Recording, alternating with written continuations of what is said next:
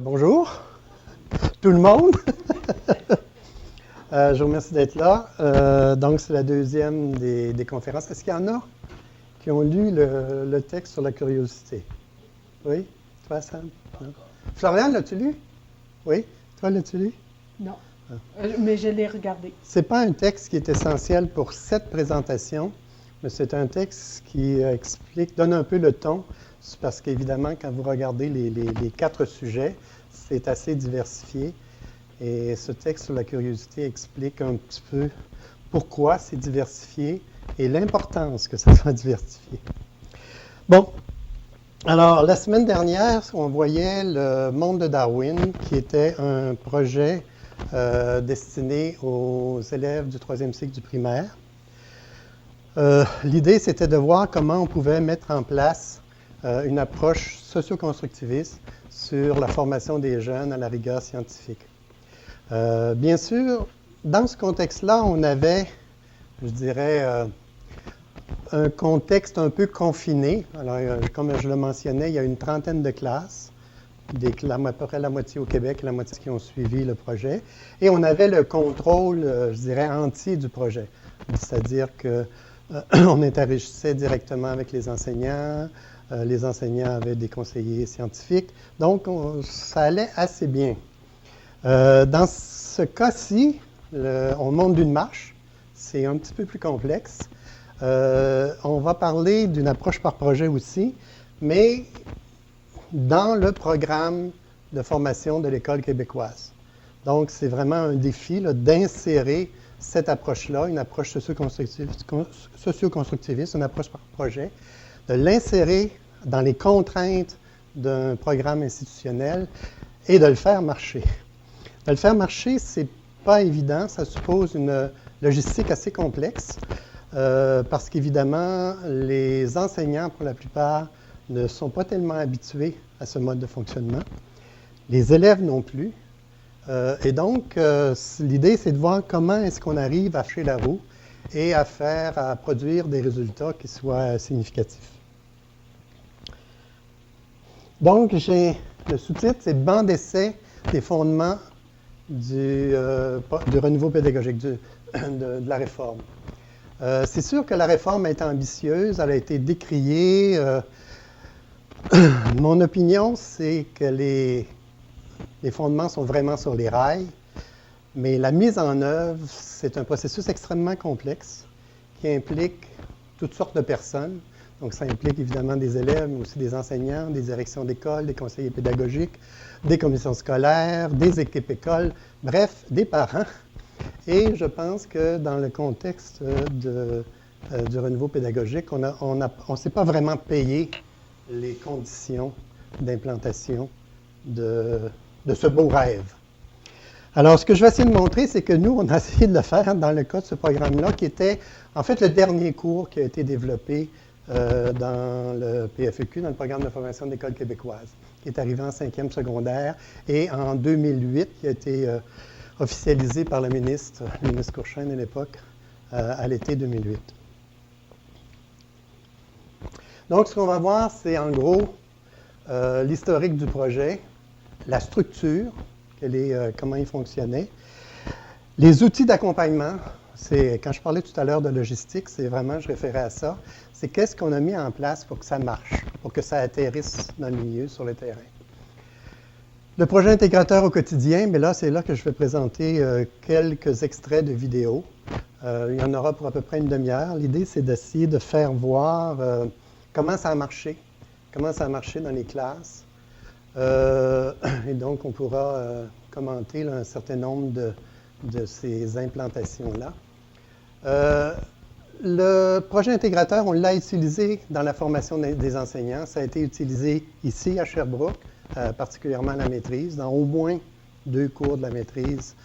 Mais ça a été utilisé aussi dans le milieu scolaire pour la formation notamment des conseillers pédagogiques.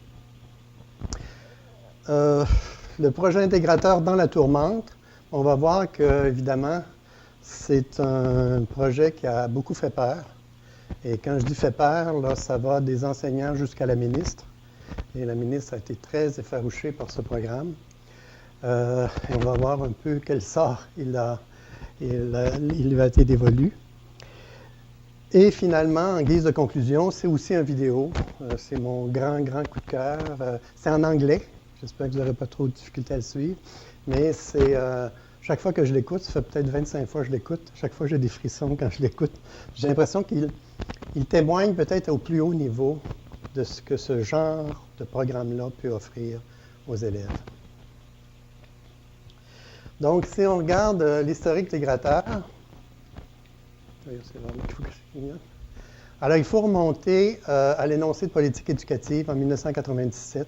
L'école, tout un programme. Donc, bien avant que le programme arrive.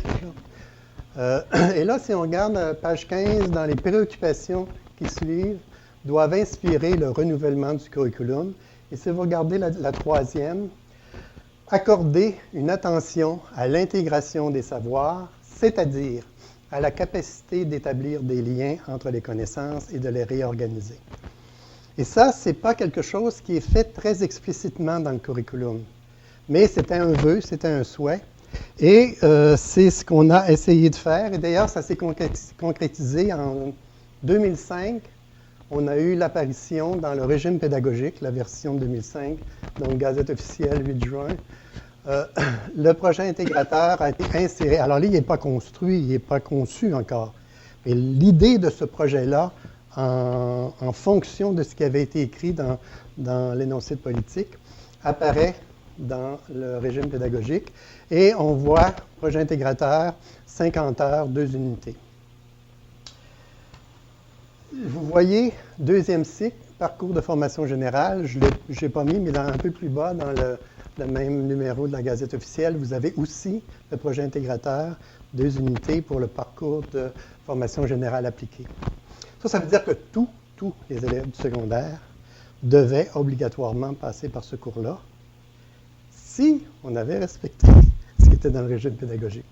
Et le si on avait respecté, on va voir quand on va parler du projet intégrateur dans la tourmente, de ce qui s'est passé autour de ça.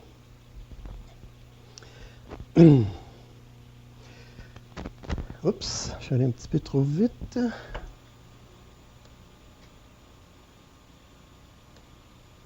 Oui, non, je suis allé trop vite, c'est correct.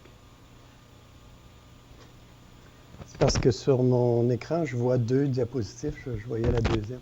Alors, évidemment, on n'est pas parti un peu à l'aveuglette là-dedans. On s'est inspiré d'un certain nombre de projets qui existaient à travers le monde.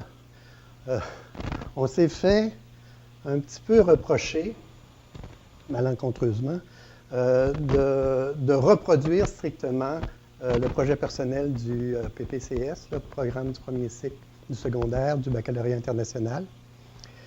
On s'est fait reprocher parce que les écoles privées étaient très menacées par l'arrivée du projet intégrateur dans le régime public. Alors, ils avaient une espèce de primeur. Ils étaient très fiers d'offrir cette exclusivité-là.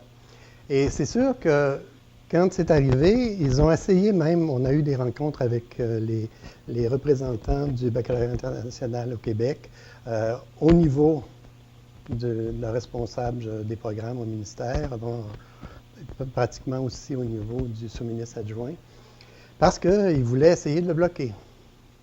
Finalement, ils sont allés de l'avant. Mais l'idée, et on leur répondait, vous n'avez pas inventé la pédagogie du projet et on ne s'est pas inspiré que de vous. On est allé voir, il y a au niveau collégial, dans le DEC Arts et Lettres, l'épreuve synthèse de programme, qui est un peu sur le même principe, sous forme de projet et une vision intégratrice des connaissances qui ont été accumulées par les étudiants jusqu'à ce programme. Les itinéraires de découverte dans les collèges français, les travaux personnels encadrés, c'est aussi des systèmes, des projets globaux intégrés qui sont dans les lycées français.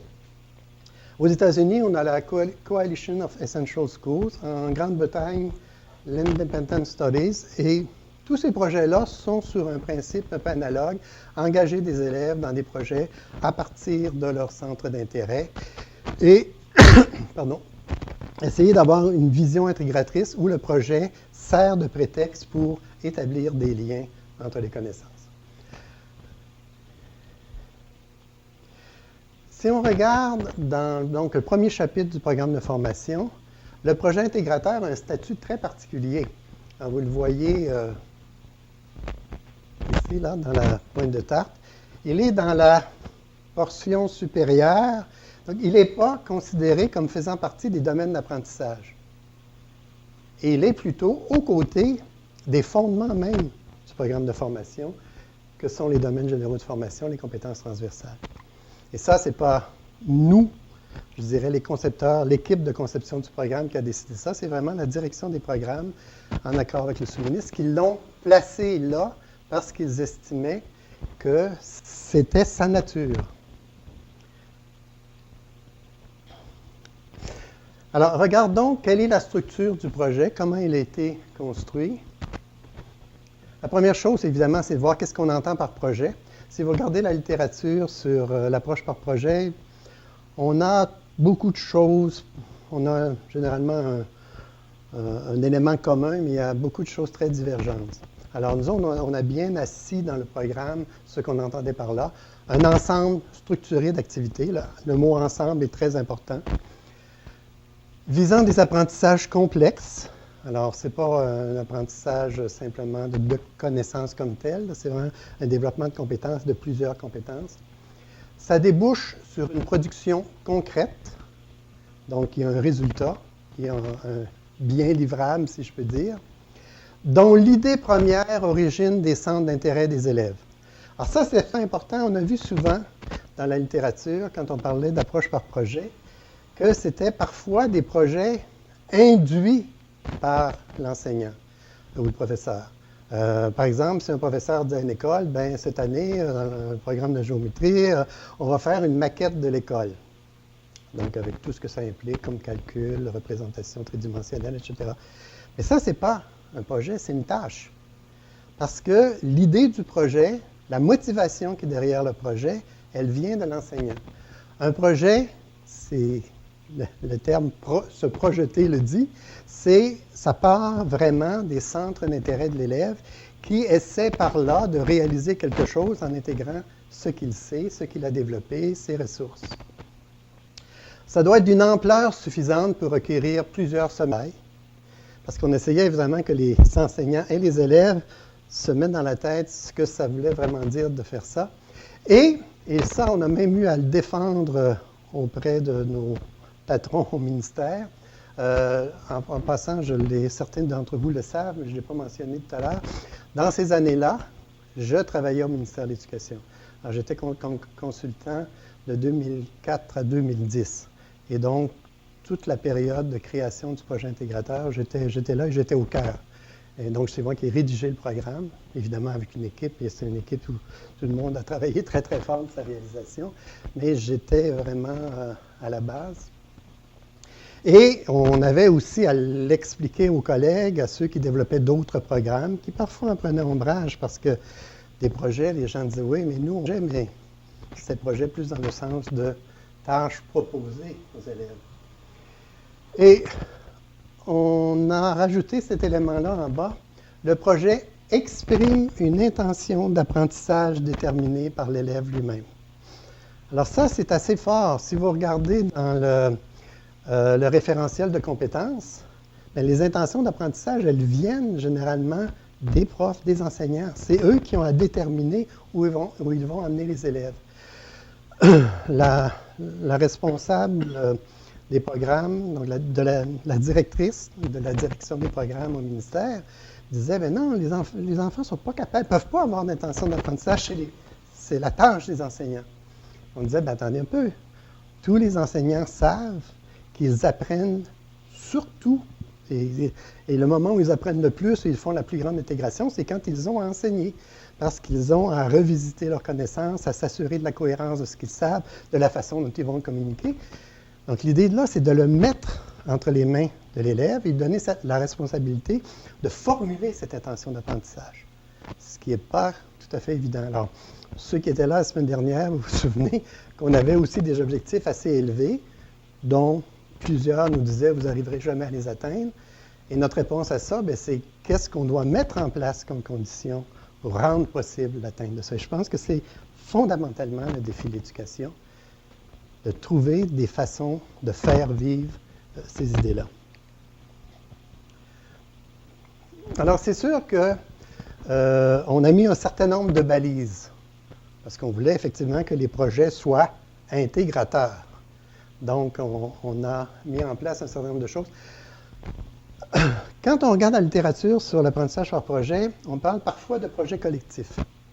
Et nous, on a résisté beaucoup à ça.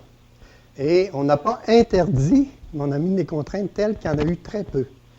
Et la raison pour laquelle on a fait ça, c'est qu'on voulait que chaque élève s'engage dans une démarche de réalisation, une démarche d'intégration. Et on disait, bien, il peut y avoir des projets collectifs. On donnait l'exemple, si deux élèves, par exemple, veulent faire un CD de musique, l'un qui s'occupe plus de la parole, l'autre plus de la musique, ils combinent leurs compétences. Là, évidemment, on a un projet collectif parce que chacun s'y reconnaît dans sa contribution et chacun peut faire l'analyse de sa démarche de réalisation et d'intégration. Le projet devait prendre en considération des axes de développement d'au moins un DGF, Domaine général de formation. Alors, et ça, il faut penser que quand on a commencé, au moment où le projet intégrateur a débuté dans les classes, qui étaient surtout des classes expérimentales au début, on n'était pas encore avec les élèves de la réforme. Ils étaient pas, la réforme n'était pas rendue en secondaire 5. Ce qui supposait que les enseignants les amènent à comprendre qu'est-ce que c'est qu'un domaine général de formation, qu'est-ce que c'est qu'une compétence transversale, quel est l'intérêt de ça, etc. Et on a eu des petites perles chez nos enseignants sur la façon d'amener les élèves à saisir ce que c'était. On le voit dans certaines des vidéos, je ne le montrerai pas, mais je vous avais envoyé à la plupart des gens, au moins aux gens du département, je pense que toi aussi, la liste des vidéos, et sur certaines des vidéos, on voit une enseignante qui explique comment elle les amenait à travailler, par exemple, les compétences transversales, en leur disant, bien, allez chercher d'ici la semaine prochaine des offres d'emploi que vous trouvez dans les journaux, sur Internet, etc. Et regardez ce qu'on demande, quels sont les critères. Et effectivement, les critères, c'est habileté à résoudre des problèmes, c'est habileté à communiquer, évidemment, vous avez toutes les compétences transversales.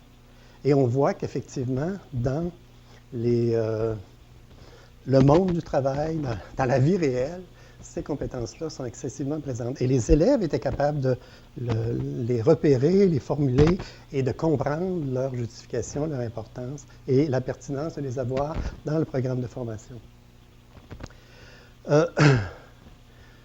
Un autre exemple pour les axes de développement, alors pour les DGF, il y avait une école dans Kamouraska où ils avaient un gouvernement étudiant. Et on a demandé aux élèves, bon, imaginez que vous êtes à l'Assemblée nationale. Bon, on est dans une période de coupure, tiens. Et on a l'habitude d'avoir seulement 5 ministères. Quelles sont les priorités? Quels sont les ministères que vous allez développer? Et là, évidemment, environnement, emploi, santé, etc. Et là, vous voyez tous les DGF qui apparaissent. Un autre exemple qui était utilisé par des profs, c'est de demander aux élèves à regarder sur une semaine la une des journaux ou alors le début des manchettes du téléjournal. Qu'est-ce qui ressort? Et c'est vraiment les questions, les enjeux de société qui sont dans les DGF. Et c'est ce qui ressort en premier. Et ça, c'est des profs qui ont eu cette idée-là.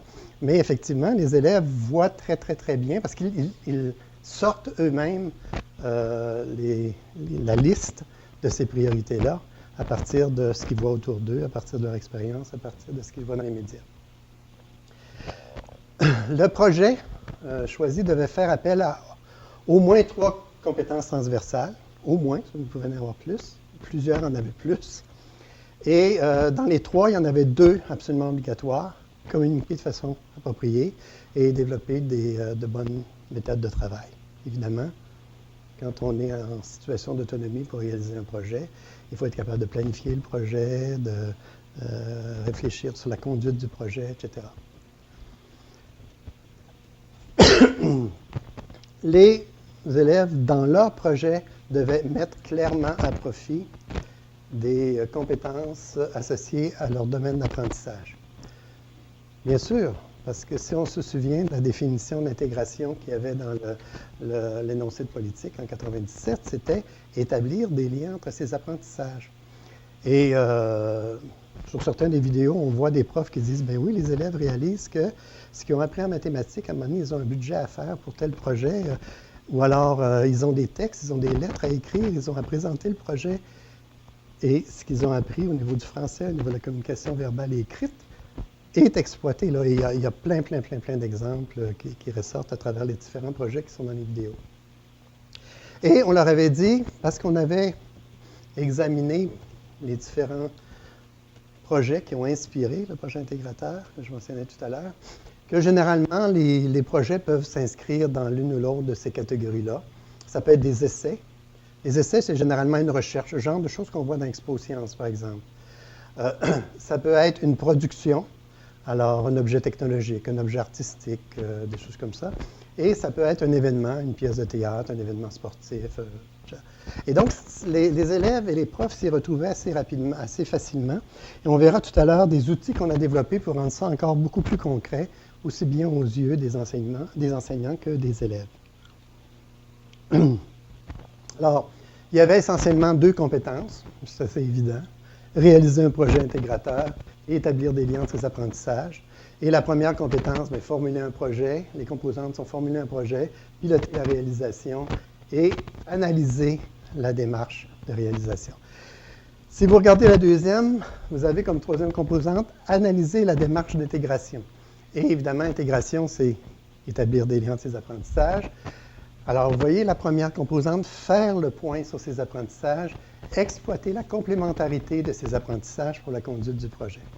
Et donc, on amène les élèves de façon réflexive, métacognitive, à regarder ce qu'ils ont appris, au moins depuis le début du secondaire, puis même, souvent, ça ressort dans des projets d'élèves, depuis le début de leur entrée à l'école. Et c'est intéressant parce qu'on a plusieurs exemples, c'est mentionné aussi dans les vidéos, où des élèves ont changé leur choix d'orientation au cégep à partir de leur projet intégrateur. J'ai entendu, il y a peut-être deux, dans l'émission de télévision Les Dragons, où les gens vont, souvent des PME, vont proposer des projets qu'ils vont faire financer. Et il y avait un projet qui a été retenu, et un des dragons demande à la personne, au candidat, d'où vous est venue l'idée. Il dit, il y a quelques années, j'étais dans le secondaire 5, puis dans le cadre du projet intégrateur, on a développé ça, et on a trouvé que c'était tellement important qu'on a décidé de le poursuivre après, puis c'est devenu leur compagnie. J'écoutais aussi à la télévision locale, à Granby, une petite annonce.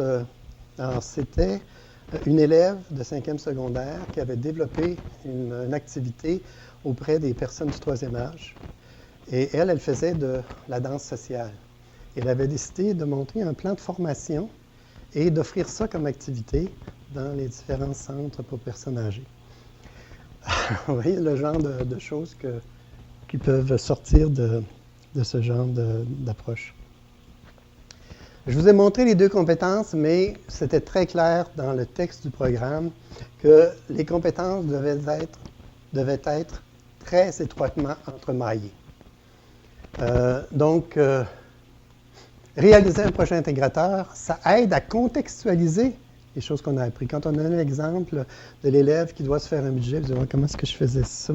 Bon, comme on a ce retour-là sur les acquis, et souvent les élèves qui avaient dit à quoi ça sert d'apprendre ça, là, ils voyaient des contextes concrets dans lesquels ils pouvaient exploiter les compétences qui avaient été développées.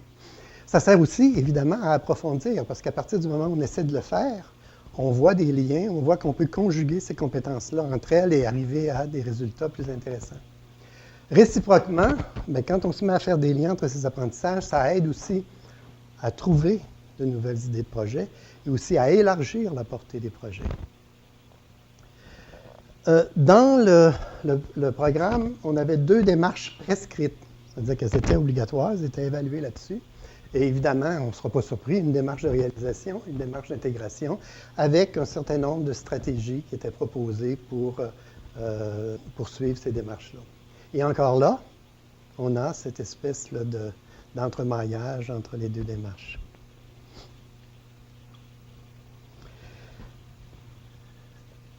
Évidemment, c'est ce que je disais tout à l'heure, la question de logistique, on se doutait bien que quand ça atterrirait dans les écoles, ça ne serait pas si simple que ça.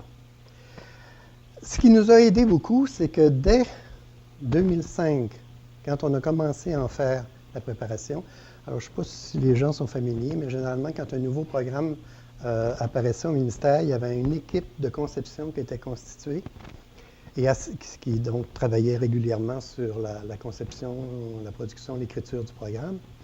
Mais il y avait aussi ce qu'on appelle une équipe élargie. Et l'équipe élargie allait chercher souvent des universitaires, des gens du milieu, des gens du cégep aussi, parce qu'on regardait un peu transition secondaire-cégep. Et il y avait des profs du milieu et des directions d'école. Et on avait sur ce comité élargi des directions qui avaient demandé à y être en disant ça va arriver et nous, on veut être prêts et on veut voir comment ça va se faire et on veut être aux premières loges. Et donc, on a bénéficié beaucoup de ça. Et on a eu aussi des profs qui très rapidement se sont dit, bien, moi, je suis prêt à le commencer dès l'automne, même s'il n'est pas encore tout à fait écrit. Parce qu'évidemment, il y a beaucoup d'idées qui se développaient dans le contexte des rencontres du comité élargi. Et elles se disaient, on va tout de suite essayer de les mettre en place. De toute façon, c'était expérimental. Et elles avaient le soutien de la direction qui était aussi dans le comité élargi. Alors, il y a beaucoup de choses qui ont été développées. On s'est fait dire à quelques reprises, quand on allait présenter le programme aux directions d'école, aux conseillers pédagogiques, qu'ils n'avaient jamais vu, dans toute l'histoire du programme de formation d'école québécoise, un cours qui, avant même d'être rendu obligatoire, d'arriver officiellement dans le milieu, avait une telle panoplie d'outils de soutien à tous les niveaux. On avait un guide organisationnel qui a été développé dès le début, et ce guide-là, il s'adressait aux directions d'école et aux cadres des commissions scolaires. Et évidemment, pour le construire, on a associé 4 directions. Il faut le faire au ministère. La direction des programmes, la direction des ressources didactiques, l'aide à la DRD. Elles n'ont peut-être plus exactement le même nom qu'à l'époque, mais je donne le nom qui était en vigueur quand j'y étais, au moment de la conception du programme. La direction des ressources financières, parce qu'il y avait les laboratoires, l'utilisation de l'informatique, etc. Et la direction des ressources humaines, parce que l'idée, c'était quel prof est habilité à enseigner ça, de quel champ, etc. Et donc, là, on ne voit pas très bien, mais le guide était construit avec un certain nombre de fiches. Qu'est-ce que vous faites avec les profs? Comment vous les recrutez? Comment vous les choisissez? Qu'est-ce que vous avez besoin d'avoir comme locaux? Quelles sont les mesures ministérielles qui existent pour que vous puissiez vous préparer au programme, etc. Donc, c'était, je dois l'avoir quelque part ici, c'était un document substantiel. C'est ça. Et donc, c'est vraiment quelque chose qui a circulé, qui a été extrêmement apprécié.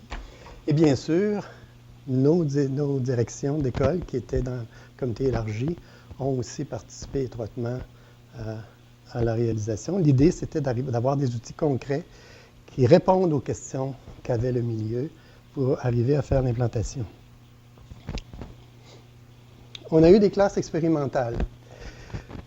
Alors, on est allé très tôt dans les classes, rencontrer les profs, discuter avec les profs et, on verra tout à l'heure, tourner des vidéos.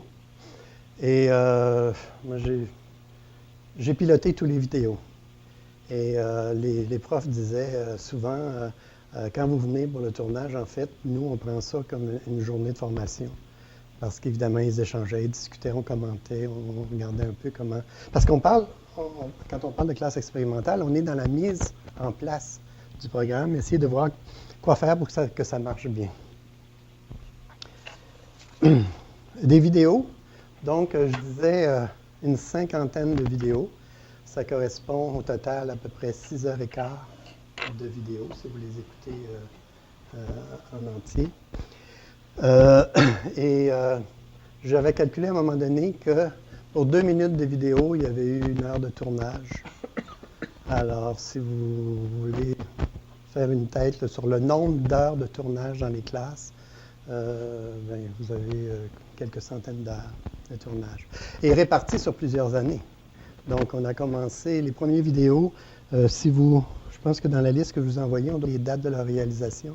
Les premiers sont sortis dans l'année 2007-2008, il y en a eu en 2009 et il y en a eu en 2010.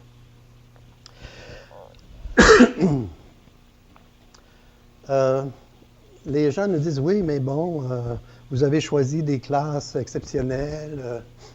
On est allé dans des très grandes écoles. Une des plus grandes écoles. En fait, au Québec, il y a 2 polyvalentes qui sont à tour de rôle la plus grosse polyvalente du Québec. Il y a celle de Saint-Jérôme et celle de Saint-Jean-sur-Richelieu. On est allé tourner à Saint-Jean-sur-Richelieu. On est allé dans des très petites écoles, 300 élèves pour le secondaire. On est allé dans des milieux publics, milieux privés, dans des écoles de milieux favorisés, des écoles de milieux très défavorisés. On est allé dans des écoles francophones, des écoles anglophones. Et si on regarde les projets qui sont présentés, on s'est assuré qu'il y a toujours autant de projets menés par des garçons que de projets menés par des filles.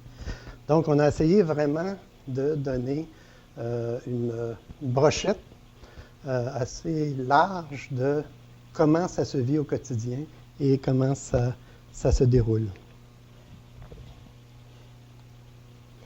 On a eu aussi un récit qui a été créé. Alors, généralement, les récits sont associés à des domaines d'apprentissage. Il y a eu un récit créé pour le projet intégrateur et qui a eu évidemment son site. Alors ça, je suis allé très récemment à la page d'accueil du site et vous voyez, c'était pas là quand j'y étais, mais ils ont même développé une vidéo à l'intention des parents, pour les parents qui voudraient suivre leur élève qui est en projet intégrateur et voir quel rôle ils pouvaient assurer pour le soutenir.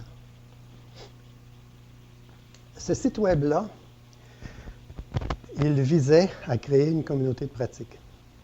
Et il y a des dizaines et des dizaines de commissions scolaires qui y sont représentées, des enseignants, des conseillers pédagogiques, des élèves qui y participent.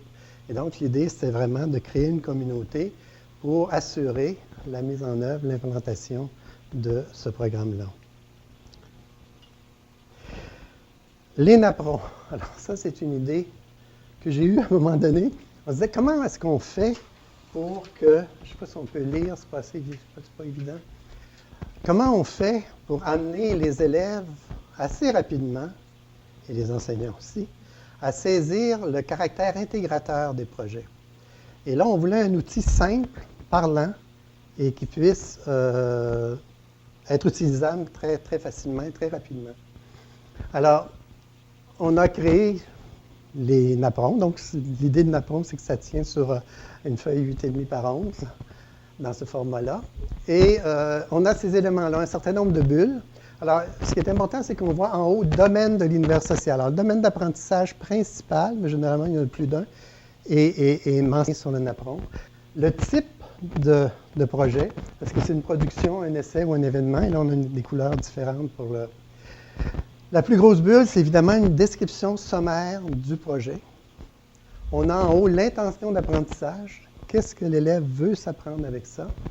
Et on a ici les aspects intégratifs. C'est quoi mes intérêts? Les intérêts qui sous-tendent cette réalisation-là. C'est quoi les habiletés que j'ai déjà sur lesquelles je peux compter? C'est quoi les ressources? Alors, tel prof, tel spécialiste à l'extérieur, etc. Quels sont les domaines généraux de formation qui vont être sollicités dans le cadre de la réalisation du projet? Quelles sont les compétences transversales? Vous voyez ici, il y en a 4 qui interviennent. Quelles sont les compétences disciplinaires? Et ça, on a fait ça assez tôt. Et dès que c'est arrivé dans les écoles, les enseignants se sont appropriés ça. Ça a été même utilisé comme outil de démarrage. Et ça a été utilisé aussi comme outil d'évaluation plus tard.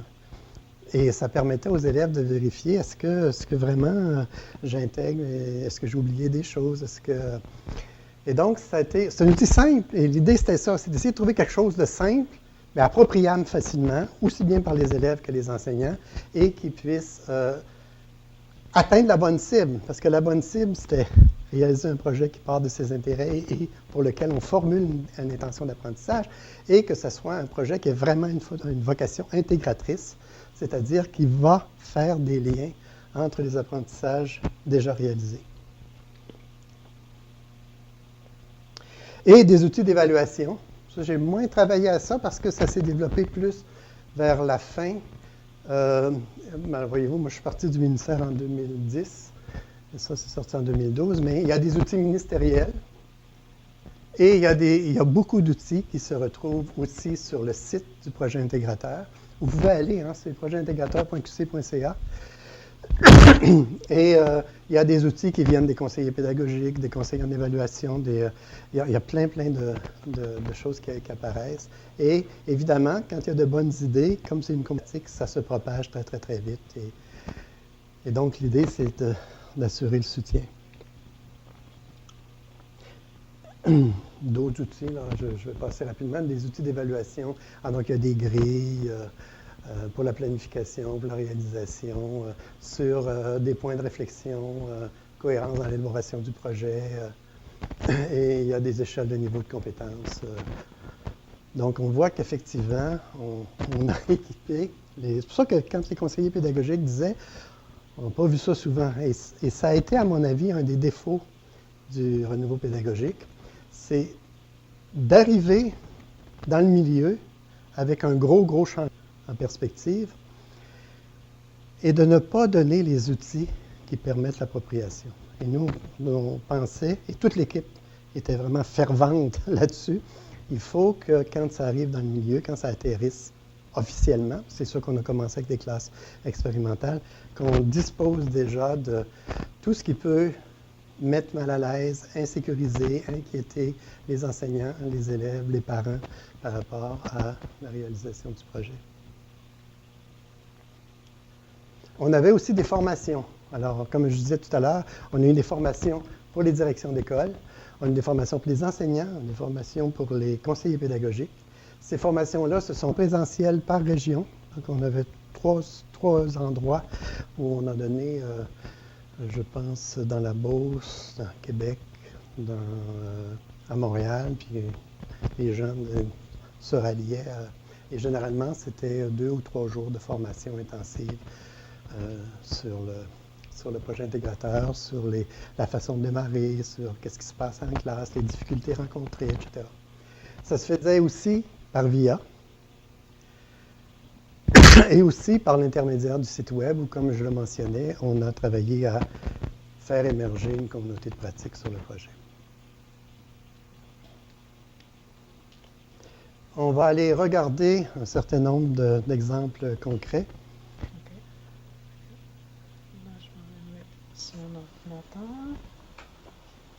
Alors, alors ça, c'est la réflexion d'une enseignante.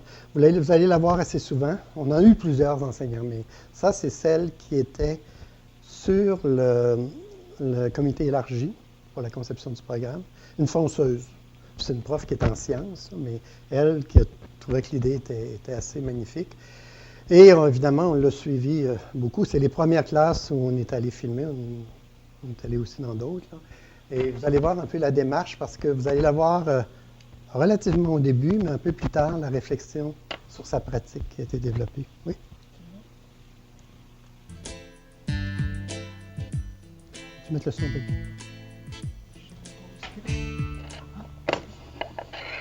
Vous enseignez le pays depuis déjà plusieurs années, de façon expérimentale. C'est ma 4e année cette année. Ouais. 4e année. Est-ce que c'est un programme que vous aimez enseigner? J'adore enseigner ça. Ça me ferait vraiment de la peine si j'étais obligée d'arrêter d'enseigner ce cours-là. Parce que moi, je suis enseignante en sciences, je suis passionnée par les sciences, j'aime ça. Sauf que c'est pas un cours qui me permet de vraiment connaître mes élèves, leur passion. Je connais juste ceux qui ont la passion des sciences. Alors, ça me permet vraiment de faire un lien particulier avec mes élèves. Ma planification annuelle, la première étape, c'est surtout pour au niveau du choix de projet. Donc, connaissance de soi, c'est quoi mes passions et trouver le projet. Au début de l'année, quand ils font leur choix de projet, je fais des rencontres individuelles. Ils sont obligés, ils ont 2 périodes durant lesquelles ils sont obligés de venir me rencontrer pour me parler de c'est quoi leur choix de projet. Moi, je les guide un peu là-dedans et j'accepte ou je refuse. Selon ce que je pense, selon ce que l'école s'est donné aussi comme mandat puis comme projet acceptable. Moi, pendant qu'ils présentent qui ils sont, je prends des notes sur c'est quoi qu'ils aiment. Chaque élève, j'ai des petites notes manuscrites, là, rien au propre, qui dit c'est quoi qu'il aime, dans quoi il est bon. Et j'essaye avec lui, j'y propose des idées. Ça, c'est la première étape.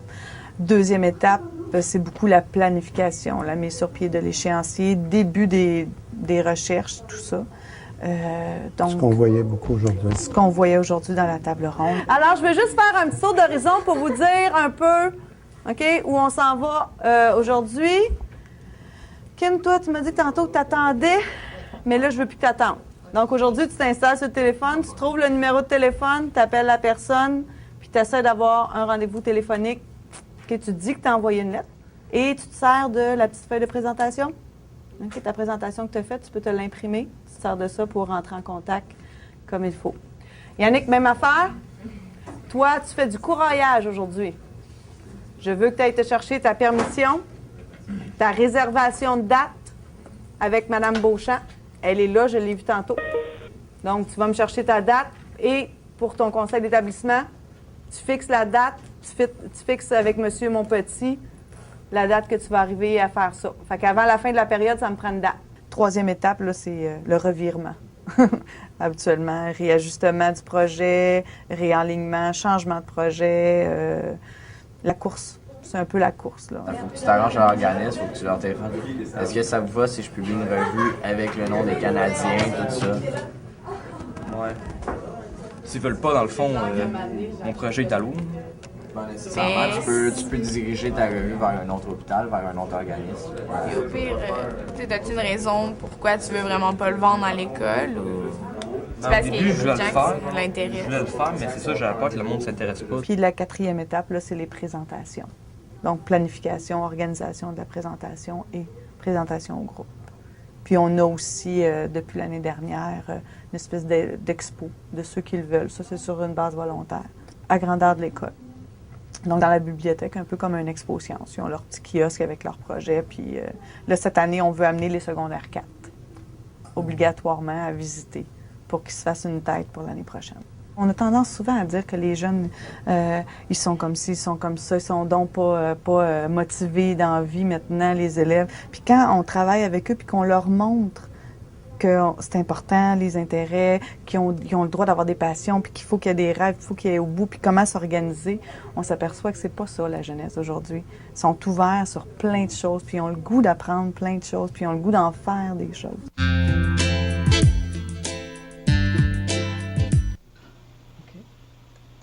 Alors, vous voyez un peu, ça évidemment, c'est une entrevue, puis il y a une entrevue, mais plusieurs tournages faits dans la classe qui illustrent un peu le mode de fonctionnement. As-tu le suivant? Le suivant, c'est vraiment un projet d'élèves qu'on a suivi toute l'année. Donc, vous allez voir à différents moments de réalisation. Tu veux y aller?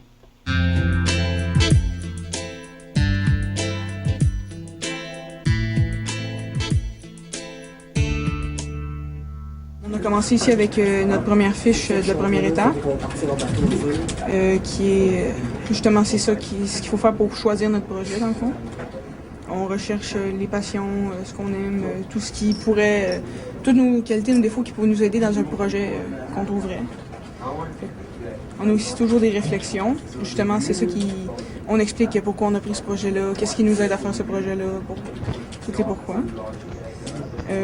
Ici, on a les liens avec, dans le fond, toutes les matières, les compétences transversales, domaines généraux de formation, dans le fond, tout ce que ça touche. Puis on partage nos fiches avec certaines personnes et ils viennent nous mettre des commentaires sur qu'est-ce qu'ils pensent sur notre fiche. Donc, on est noté là-dessus et ceux qui laissent des commentaires sont notés sur les commentaires qu'ils laissent. Bon, pour rappeler mon projet, c'est d'écrire un livre genre guide de conseils pour les gardiens de but au hockey. Puis ça. Puis là, ben, j'ai fait ça dans le fond, mon échéancier en 2 parties. Parce qu'il faut que j'aille rechercher toute l'information, puis prendre, c'est ça, tout ce que j'ai besoin pour le faire. Puis après ça, j'ai la partie à faire, le réaliser, genre mettre tout ça ensemble, mettre la mise en page, puis tout ça. Puis là, ben, j'ai commencé par recherche d'informations. Fait que j'ai trouvé les magazines, livres que j'ai besoin pour genre m'aider à prendre des articles sur les points que je veux, qui sont comme les techniques de base, le conditionnement physique, l'équipement, tout un peu, ce qui est en général pour le gardien de but. Je vais prendre une voie avec un spécialiste à l'équipement, donc le magasin Sport Gilbert Rousseau qui s'est spécialisé seulement en hockey. Fait que je m'étais dit que j'allais leur soit envoyer une lettre ou bien appeler pour essayer de prendre rendez-vous pour voir un spécialiste là, pour faire une petite chronique sur l'équipement, prendre des photos, pour faire la ligue. Là, je voulais contacter un gardien pour avoir des conseils de jeu, puis aussi après rencontrer un autre gardien pour prendre des photos, pour mettre dans le livre sur les techniques. Après ça, c'est sûr, il faut que je corrige, il faut que j'écrive des textes. Fait qu'un professeur de français, quelqu'un qui peut m'aider à mieux structurer mes choses, mes phrases. Est-ce que tu as fait des... Ma tante, elle est retraitée, mais elle était directrice puis elle a été prof de français pendant des années. Fait que c'est sûr que... Ça, quand on a une bonne ressource sous la main, il n'y a pas de problème. Ben, c'est sûr que ça m'aide pour améliorer le français, puis juste pour apprendre, tu sais, je connais assez bien le hockey, mais ça t'aide quand même dans les techniques. Même si t'aimes ça, t'apprends encore plus en profondeur. D'ici peut-être 2 semaines, il va falloir que je commence tout faire le livre, tout mettre les textes en ordre, tout faire la correction avec l'aide d'un professeur de français. Et après ça, ben, le faire imprimer et tout arranger, la mise en page. Je suivais pas tout à fait mon échéancier, je l'ai laissé un peu de côté pour faire autre chose. Là, j'ai réalisé que les présentations arrivaient vite. Puis je me suis dit, il faudrait que je fasse quelque chose pour me rattraper. Puis là, ben, j'ai réussi à faire coïncider le temps. C'est juste si je vois que les présentations arrivent puis que les fiches sont pas faites, ben là, je vois que je t'entends puis qu'il faudrait que je m'y mette. Là. Je pensais aller voir celle qui s'occupe du journal étudiant. Oui, Mme Boudreau. Oui, c'est ça, Mme Boudreau. Puis genre, il demandait si jamais c'est possible, genre, de faire un peu comme un peu le journal est fait, faire un livre dans ce style-là, parce que je trouvais que ce serait bien. Oui, tout à fait. Fait que faut falloir que j'aille le voir. Quel était l'objectif de Madame Leron? Ben, c'est justement de réaliser où est-ce qu'on est rendu dans notre projet, puis voir s'il y a d'autres gens dans la classe qui peuvent nous apporter de l'aide. Justement, moi, ça m'a aidé parce que j'avais pris du retard aussi dans quelque chose pour rencontrer un gardien, parce que finalement, les horaires ne donnaient pas avec la personne que je connaissais. Et il y a une fille dans la classe que son frère est gardien, donc j'ai pris contact avec son frère pour aller faire une rencontre. Quand je fais quelque chose qui m'intéresse, je suis vraiment minutieuse, puis je fais vraiment avec bien la persévérance et la motivation. Fait que là, c'est sûr que j'ai pris un petit peu de retard, mais c'est sûr que je veux qu'il soit fait, là, parce que c'est quelque chose qui m'intéresse, puis c'est peut-être comme la chance que j'ai de faire quelque chose dans ce genre-là. Quel bilan tu fais de... Je dis que je suis vraiment contente d'avoir fait ça, puis de l'avoir fini, parce que c'est un sujet que j'aime beaucoup, le hockey. Ça m'a permis moi-même d'en apprendre plus sur ce que c'était d'être gardien. Bien, si j'aime ça, c'est d'aller faire une recherche plus approfondie. Tu vois encore plus les techniques, tout ce que c'est, ça améliore pas ton propre jeu. Je trouve ça super intéressant parce que ça a vraiment amélioré mes qualités par rapport à l'informatique. Parce que j'étais pas mal fermée à tout ce qui était ordinateur avant. Je sais pas, j'ai toujours été pas très à l'aise avec ça. Je sais parce que je comprenais pas vraiment comment ça marchait, que ce soit MP3, radio, ordinateur, peu importe. Comme là, c'était Word. C'est sûr que ça, c'est pas quelque chose de très compliqué, mais même moi, j'avais de la misère à m'en servir. Je savais pas quand tu voulais faire rentrer une image ou tout ça, donc j'ai pu trouver comment le faire. Et même, ça m'a, on dirait, enlevé un peu justement la peur d'aller essayer, même si j'étais pas capable. Donc, j'ai essayé d'autres choses, d'autres programmes, que ce soit PowerPoint ou autre chose, comme pour avec les sites, puis je vois mieux, je m'habitue beaucoup plus avec l'informatique. Je vois même pour mes notes de français, j'ai toujours eu, cette matière-là, ça a toujours été une de mes plus faibles, mais je vois que mes notes ont vraiment beaucoup amélioré cette année juste avec ça. Parce que je me suis donné des trucs de correction. J'ai toujours été, c'était à peu près entre les 75 et 80. Puis cette année, j'ai à peu près entre 85 et 95. Donc j'ai vraiment, en plus de travailler avec ça, je me suis donné des trucs justement, comment mieux avec un dictionnaire s'en servir, se servir des outils pour aider à la correction. De pas juste tout faire puis faire corriger par d'autres gens. Je me suis servi de l'aide de ma tante qui a déjà été professeure de français, mais par moi-même, j'ai dû trouver des moyens de moi-même corriger, d'améliorer. Est-ce qu'il y a d'autres apprentissages que tu as fait à part ceux-là? Ouais, pour la présentation, je dirais que je suis quelqu'un en général assez gêné, à part avec mon petit groupe d'amis. Quand j'étais avec des amis, avec du monde que je connais, puis même dans la classe, c'était plus, c'est juste de parler un peu, j'étais un peu gênée, puis justement comme ça ici. Ça m'a vraiment aidé, puis je trouve que j'avais trop peur, j'étais bien gênée, puis là je trouve que dans le fond non, je suis à l'aise, puis il y a rien là, ça se fait bien. Je joue de la guitare, de la basse et de la batterie. C'est une autre passion aussi, là. Je dirais le hockey et la musique, c'est pas mal les deux choses qui m'intéressent beaucoup. J'aurais pu aussi le faire sur la guitare, mais je me suis dit, ah, je vais le faire sur le hockey parce que c'est quelque chose que. Je dirais que là, je suis peut-être un petit peu plus dans la musique parce que on n'a pas un groupe, mais on a comme avec des amis, on fait souvent des jams. Mais le hockey, c'est toujours depuis que je suis tout petite, depuis que j'ai 3 ans, j'écoute ça. Mon grand-père écoutait ça la soirée du hockey, puis fait que je me suis dit que ce serait vraiment le fun, de finir avec ça.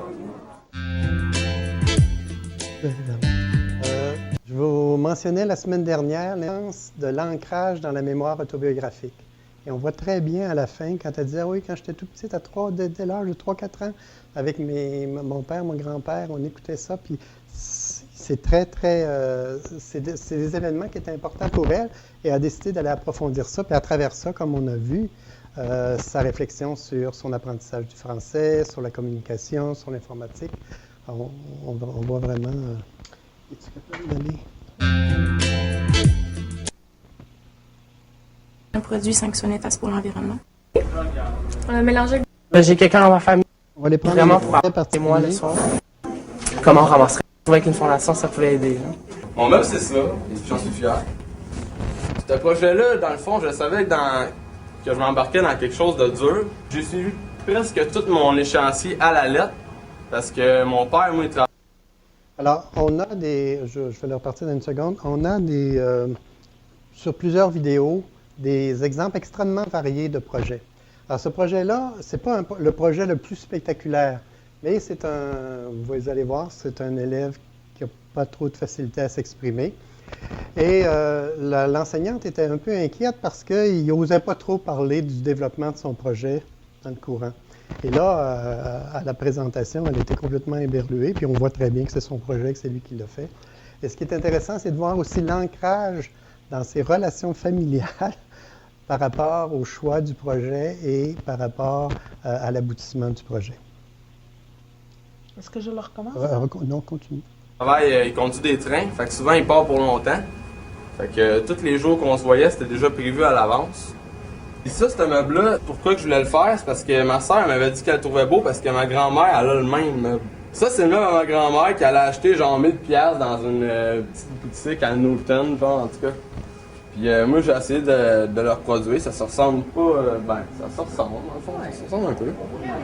Tous les morceaux de bois que je collais, je sais pas si on voit, il y a comme, dans le bois, il y a des rayons, vous saviez. Mais c'est vraiment important parce que le bois, il travaille. C'est vraiment important que les rayons ils soient comme ça, puis l'autre bord il soit comme ça, pour que la force soit égale. Ça, en fait, c'est une technique que j'ai justement vue dans mes revues de bois. C'est pour mon tiroir. Tu faisais une petite cavité de même, comme ça. Fait que ça, dans le fond, j'ai fait ce trou-là. Le bout de bois que je parlais tantôt, je l'ai vissé ici. Puis c'est ça, en réalité, ça tourne, fait que ça vient de jammer le tiroir et sortir de là. Ben, dans le fond, la partie que je voulais le plus apprendre, c'est vraiment faire des moulures comme ça avec la toupie. OK. Puis c'est sûr qu'il y a beaucoup de collage, j'ai été surpris là. Pour pas, tu sais, il n'y a pas un clou là-dedans, aucun. À part pour qu'ils viennent tenir genre le plateau que j'ai fait hier. Mais faire des meubles de même, là, je suis vraiment content de faire un cadeau à ma soeur pour ses 29 ans. Là, ça, je suis content. Ça va là à peine. Mais je vais sûrement en faire avec mon père parce que ça m'a beaucoup rapproché de mon père. Moi, ce que j'ai fait, c'est une... L'autre va à l'autre. Alors, vous voyez, les dimensions dans les projets sont très, très larges. Même dans des projets qui ont l'air, je dirais, moins intellectuels, plus manuels, on voit que l'ancrage dans la vie de l'élève, dans les apprentissages faits, il est allé en lire des revues sur l'ébénisterie, le travail sur bois. Il a vraiment essayé de faire un travail de qualité, puis ils avaient une motivation très, très, très forte à le produire.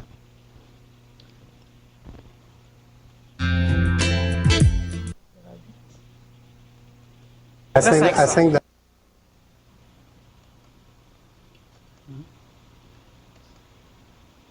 Juste une préférence. Ouais, OK.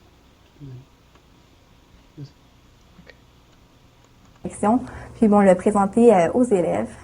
Alors voilà, puis tout à l'heure, je suis allée voir la directrice générale, puis bon, j'ai fait part de... Je pense que... Non, je pense que tu peux aller, tu vas être là dans 2 secondes. mon étude, puis elle avait l'air très intéressée. Alors moi, mon projet intégrateur, c'était vraiment de m'occuper de la course Claudie Ouellette, l'administration puis la publicité, dans le fond. Moi, le but de mon projet, c'était de permettre à la course vraiment d'avoir lieu en trouvant le financement, puis en la faisant connaître par les médias, par le biais d'une conférence de presse et de plusieurs autres activités promotionnelles pour la course. J'ai écrit des communiqués de presse, je l'ai envoyé à tout le monde, puis c'est un peu comme si j'avais semé des graines un peu partout, puis ça a poussé, puis on a entendu parler de nous partout, que ce soit dans les journaux comme on a passé à Info Dimanche, on a fait la première page du Placoteux, on a un article dans le Placoteux, on a passé à la télévision, on a même eu une entrevue à la radio à la Pocatière avec sur l'heure du matin. Ça permet aux jeunes de rendre hommage à Claudie Ouellette, une ancienne élève de notre école qui est décédée il y a 2 ans d'une cause tragique, vraiment, une maladie rare. On a décidé d'y rendre hommage pour ça. Pendant mon projet, dans le fond, ce que j'ai eu à faire, j'ai eu à assister à des réunions. J'ai eu à faire sortir des soumissions pour l'achat d'articles promotionnels. J'ai eu par la suite à faire des demandes de commandite à des nombreux commanditaires, à rédiger des lettres, à rédiger des communiqués de presse, à faire la conférence de presse, l'animer, recevoir les médias, les personnes influentes qui étaient présentes. Puis finalement, dans le fond, j'ai eu à m'occuper vraiment de la course en tant que telle le 28 mai. Puis en général, dans le fond, ce projet-là m'a vraiment appris beaucoup, puis ça a vraiment été favorable à mon apprentissage au secondaire, puis je pense que ça m'a vraiment permis de me développer, puis d'augmenter mes capacités, puis d'aller au fond des choses, puis de moi-même. À part l'indigestion de jambon puis de chocolat que je vais... L'autre, c'est un projet de théâtre, et j'entends là-dedans tout de suite.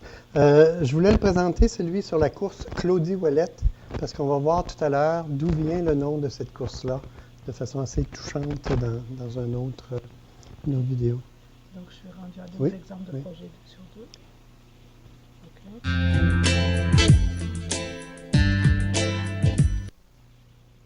Les affiches... Ça assez grand là, pour que le monde comprenne. Tu commençais à te demander comment, Les matériaux. J'ai appris beaucoup d'heures pour montrer aux élèves parce que je ne vais pas parler pendant tout le cours. Je dis ça m'a pris toute l'année puis je suis content. Ouais. Mon projet intégrateur, c'était de faire une rencontre avec une thanatologue. Une thanatologue, c'est une experte qui embaume les personnes.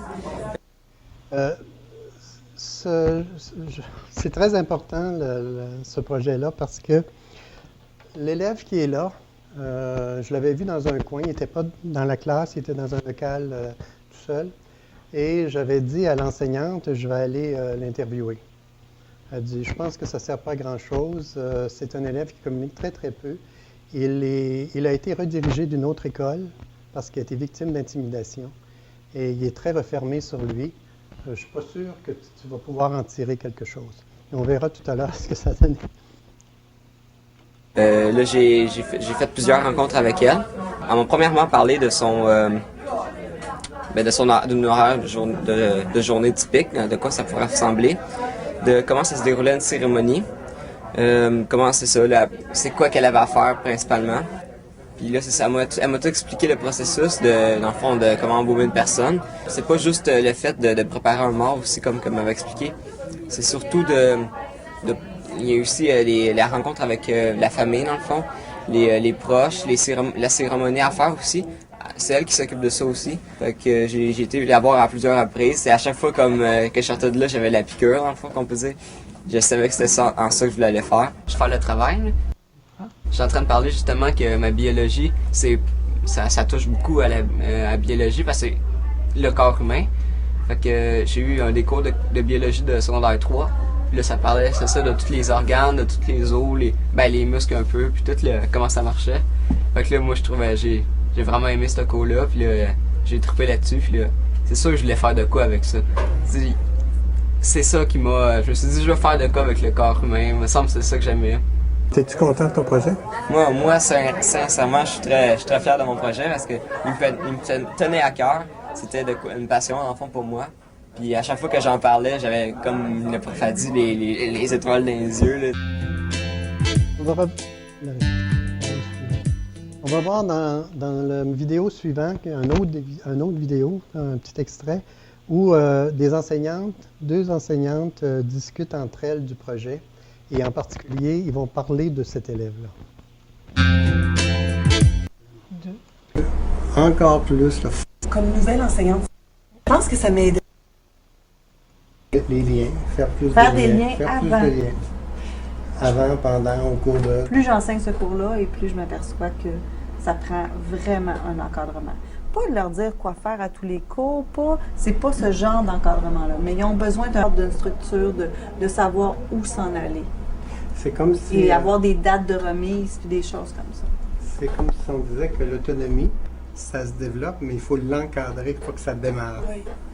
Je pense qu'on n'y arrivera pas si on les laisse aller. Si je compare là, la première année où j'ai enseigné le projet, là, et que c'était tout le monde, allez-y, faites votre projet, et les cours de projet, c'était ça, là, faites votre projet. Là. Et... C'est pas suffisant. Ah non, vraiment pas. Pas encore. J'arrivais pas, en tout cas, je suis pas arrivée au niveau de la compétence 2 du tout. Est-ce que c'est une amélioration surtout par rapport aux objectifs du cours, ou si tu vois une amélioration par rapport à leur articulation, leur habileté à s'exprimer, leur habileté à analyser? Bien, si je parle d'Éric, c'est une amélioration dans tout ce que vous avez, tout ce qu'il a fait, ce qu'il est. Bon, il est capable de plus articuler. Le futur thanatologue. Oui, le futur thanatologue. Lui, il a vraiment fait une amélioration dans tout. Je pense pas que ce soit juste le cours de projet, mais le fait qu'il apprenne à s'exprimer puis que c'est un enfant qui ne s'exprimait pas. Donc, le fait de l'obliger à s'exprimer, je pense que c'est aller chercher beaucoup de choses. Est-ce que ça a un effet sur l'enseignant? C'est un gros effet sur l'enseignant. Oui. Oui, c'est ça. C'est ça. Le fait que, premièrement, être capable de les guider. Moi, à chaque fois qu'ils me répondent à une réflexion, je m'autocritique à savoir est-ce que j'ai été assez claire, est-ce que je les ai amenés vraiment où il fallait, et je reformule pour la prochaine réflexion, voir pour mieux les guider, pour être sûr. Bon, j'ai amené la notion d'exemple pour les aider à faire des liens, parce que je me suis aperçue que comme ça les aidait beaucoup à faire des liens. Puis vous voyez un gain de travailler là deux pour la réalisation du projet lui-même? Est-ce que je suis rendue là? Ça sent bien, je pense. Je pense que je commence à voir le gain, le lien que ça peut apporter. À force de faire réfléchir mes élèves, je réfléchis aussi. Mais je pense que ça va être un apprentissage. Et ça va être quelque chose. Ah oui, c'est sûr que cette enseignante-là, sur le plan métacognitif, elle a un assez haut niveau. Mais si vous regardez à travers les différentes vidéos, vous allez voir que plusieurs profs de différentes écoles, le projet les amène forcément à ce niveau-là. Parce qu'évidemment, ils amènent les élèves à réfléchir et ça les amène eux-mêmes à réfléchir sur la façon d'inciter, de favoriser, de développer. Et une affaire qui est très importante, je parlais de logistique tout à l'heure, ce que disait l'enseignante, elle disait au début, un projet, nous autres, le concept de projet dans les écoles, c'est, bien, allez-y, faites un projet. Et là, on réalise qu'effectivement, c'est quelque chose de plus complexe. Il y a toute une logistique qui est derrière, sur l'encadrement, sur les aider à formuler des projets qui leur collent à la peau, mais qui donc soient motivants et porteurs. Alors, et ce qui est intéressant, c'est de voir, puis c'est pour ça que les vidéos remplissaient aussi cette fonction-là, comme les enseignants utilisaient les vidéos pour eux-mêmes et pour les élèves. Plusieurs de ces vidéos-là ont été montrées aux élèves par des profs du projet intégrateur parce que ça leur montre un peu le cheminement, ça leur montre c'est quoi des tables rondes, ça leur montre c'est quoi des projets menés à terme, etc.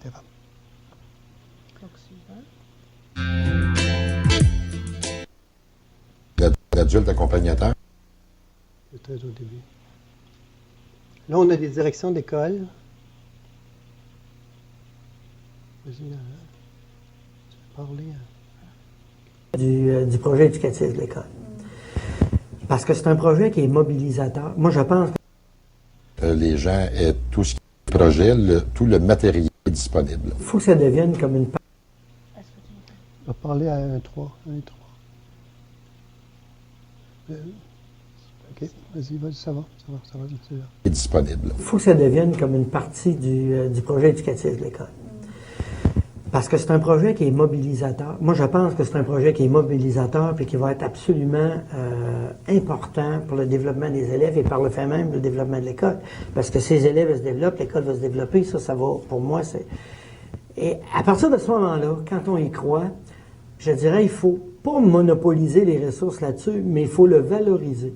Le valoriser veut dire, comme direction d'école, bon, ben, quand on a une chance de parler, on en parle.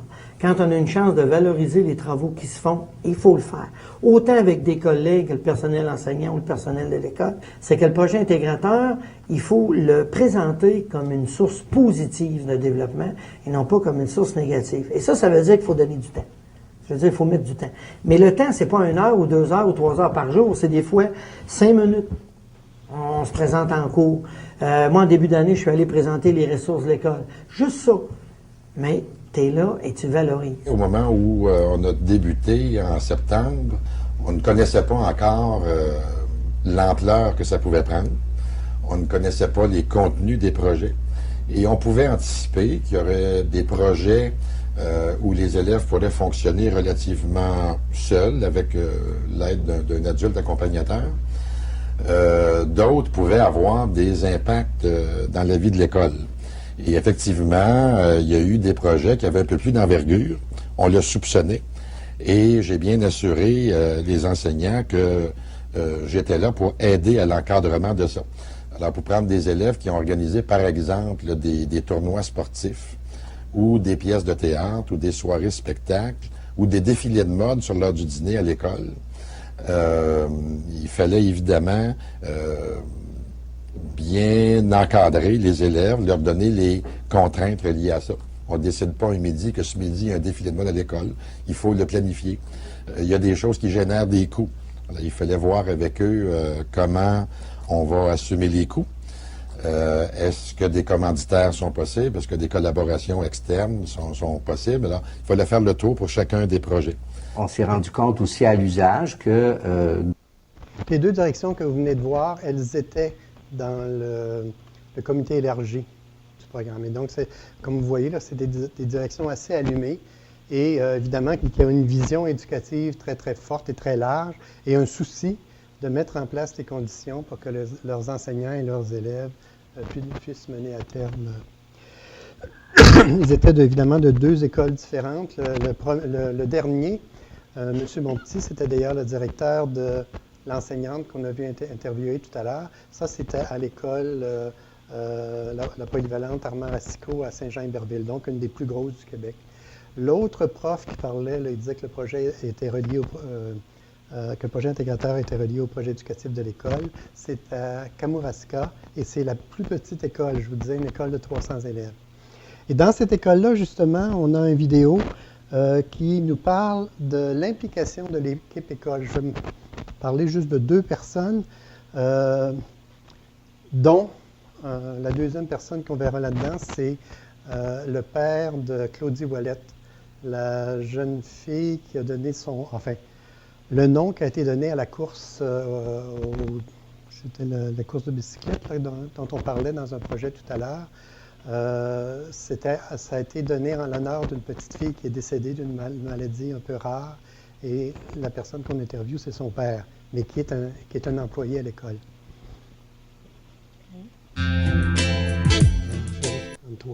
Enseignants, alors là, ils font enseignants présentement qui sont impliqués. Enseignants et personnels. Sur cette vidéo-là, qui est implication de l'équipe école, je vous invite fortement à aller la voir. Alors, on a une discussion avec des enseignants qui travaillent entre eux, qui collaborent, enseignants de français, enseignants de projet intégrateur. On a une secrétaire de direction, la secrétaire du directeur de l'école et son implication très forte dans le projet. On a un ouvrier spécialisé, un matouffer, qui travaille à l'école. Et on a aussi la conseillère en orientation. Et on voit que toutes ces personnes-là sont impliquées fortement dans le développement du projet intégrateur. Et quand je suis allé, j'ai été très, très surpris. Je suis allé à la bibliothèque parce qu'on cherchait une petite salle pour faire des entrevues. Et la bibliothécaire a dit « Ah, c'est vous qui travaillez sur le projet intégrateur, c'est un beau projet, les élèves viennent souvent me voir, je les conseille sur les ressources à trouver à la bibliothèque. » Alors, on voit qu'effectivement, de façon très globale, l'école est un milieu de vie et un milieu très soutenant pour la réalisation des projets. Ils avaient fait aussi dans l'école une petite exposition d'art plastique et certains des projets ont été exposés là. On voit un peu l'implication de l'ensemble. de l'école. Et en effet, j'ai côtoyé plusieurs élèves, puis des enseignants aussi qui sont impliqués dans le projet intégrateur. C'est ça qu'on a presque tous les jours, là. Je pense que c'est un très, très beau projet. Les élèves semblent motivés, puis ça les implique beaucoup aussi dans des choses que normalement ils ne toucheraient pas, là, comme l'allocation de locaux. Il y a plein de choses que ça touche, dans le fond. Préparation de lettres pour de demande de commanditaires. J'ai vu plein de choses passer, puis je trouve ça très intéressant. Alors, si vous avez vu plein de choses passer, c'est qu'ils viennent vous solliciter. Souvent, en effet. C'est sûr que des fois, ils sont pas très à l'aise avec Word, préparer une petite lettre, les formules de salutation, des étiquettes, des corrections de texte. Comme je vous disais aussi, l'allocation de locaux, c'est moi qui m'en occupe ici à l'école. Donc, ils viennent souvent me voir, j'ai besoin de tel locaux, est-ce que c'est disponible? Donc, oui, je suis assez sollicitée, en effet. Dans ce qu'on vous a demandé comme aide, y a-t-il des choses qui vous ont surpris? Bien, au départ, là, c'est sûr que ça fait quand même 2 ans, donc là, j'ai beaucoup moins de surprises. Mais au départ, le fait qu'ils fassent des lettres eux-mêmes, qu'ils les signent, qu'ils prennent la peine de faire vraiment le processus intégral, oui, ça m'a surpris. Je me disais, hey, c'est bien de voir ça à cet âge-là, puis de pouvoir expérimenter ça, là. C'est quelque chose. Ah, c'est sûr que ça bouge beaucoup, mais on est toujours content. Moi, je suis quelqu'un qui aime beaucoup voir les jeunes aussi, donc je me sens à l'aise avec ça. Donc, ça me fait toujours plaisir de les accueillir. Je fais tout ce qu'il y a à faire dans l'immeuble, exemple la plomberie, menuiserie, électricité, peinture. Ça fait que souvent de fois, les jeunes dans le projet, ils ont besoin des matériaux. Ils ont besoin de conseils comment faire le projet aussi. Quand ils ont besoin de technique, ben, ils me demandent. Ça me fait plaisir d'y aller. Pour quel genre de projet les élèves vous sollicitent, viennent vous voir? N'importe quoi. De parade de mode, on peut aller du parc. C'est comme ils ont fait des modules pour le skatepark. Il y en a qui ont fait des rampes. OK, donc ils sont venus vous consulter pour ça. Oui, parce que moi, je suis menuisier de formation. Ça fait que j'aime encore plus ça qu'un exemple, une parade de mode, qui a se dérobe et que je ne suis pas couturier du tout. Mais pour monter les stages, il n'y a pas de problème. Je suis une personne qui est sociable beaucoup. Ça fait que j'aime ça aussi aider aux jeunes. Il ne faut jamais oublier qu'à l'école, on est ici essentiellement pour les jeunes. Sans ça, s'il n'y aura pas de jeunes, on ne serait pas là. Et vous êtes allé rencontrer, je pense, la ville pour le trajet de la piste, non? Oui. Pour la course, c'est ça, c'est que je leur disais, c'est le fun de rendre hommage à quelqu'un, c'est le fun de faire une belle course, mais aussi, je voudrais pas qu'il arrive aucun accident. C'est votre fille? Oui, c'est ma fille, Claudie Ouellet. C'est spécial d'avoir une course en son honneur. C'est spécial puis émouvant aussi, c'est que quand je vois tout le monde se promener aussi avec son nom, je te dirais que ces 2 semaines-là sont assez difficiles, mais c'est qu'il se rappelle d'elle. Je suis content de voir ça aussi. Qui a donné le nom, décidé de donner le nom? C'est des élèves. C'est des élèves qui ont décidé de faire cette course-là. Puis ils avaient demandé, les autres-là, par un concours, quel nom qu'ils devraient donner à la course. Puis ça avait sorti, je pense, à 98 Claudie Ouellet. Wow. C'était l'année après que ma fille soit décédée. Ça va faire 3 ans cette année. Ce que j'aime des jeunes, c'est de faire face à l'imagination. C'est ce que je lui dis. Tout ce qui est imaginatif, qui n'a pas été fait, c'est le fun de le faire une première fois. Des fois, ça paraît lourd, peut-être un peu. On se dit, ben mon Dieu, encore ça. On se toujours des demandes, puis on se dit, c'est de dernière minute, mais là, c'est juste c'est d'habitude, nos jeunes ne pas être de dernière minute, hein. Puis des fois, ça nous paraît lourd, mais coup c'est fait, c'est satisfaisant. C'est quand tu vois les jeunes réaliser, j'en regarde comme la course, comme tu me dis, c'est mon coup de cœur, mais c'est quand j'en regarde les jeunes qui ont fini leur journée, de voir comment ils sont contents de cet événement-là, c'est le fun. Puis c'est grâce à des projets de même qu'on peut le faire. Moi, je pense que c'est une porte ouverte pour nous autres, le personnel de soutien, contrairement, c'est parce qu'on n'a pas beaucoup de contact avec les élèves, c'est plus les enseignants qui l'ont en cours d'année. Puis ça, c'est une porte qu'on a vers les jeunes qui apprennent à nous connaître différemment d'un autre œil. D'abord, au début de la... C'était la conseillère en orientation. On va arrêter, puis on viendra à la fin pour le dernier. OK. Il faudrait que tu me redonnes le contrôle. Oui. Alors, c'est un échantillon, mais vous voyez effectivement différents aspects, les enseignants, les élèves, les directions d'école, les membres de l'équipe école. Je ne vais pas tout montrer, mais avec la liste que vous avez, vous pouvez aller voir, par exemple, peut-être, ça serait peut-être mieux, juste ici. Es-tu capable de fermer? Correct.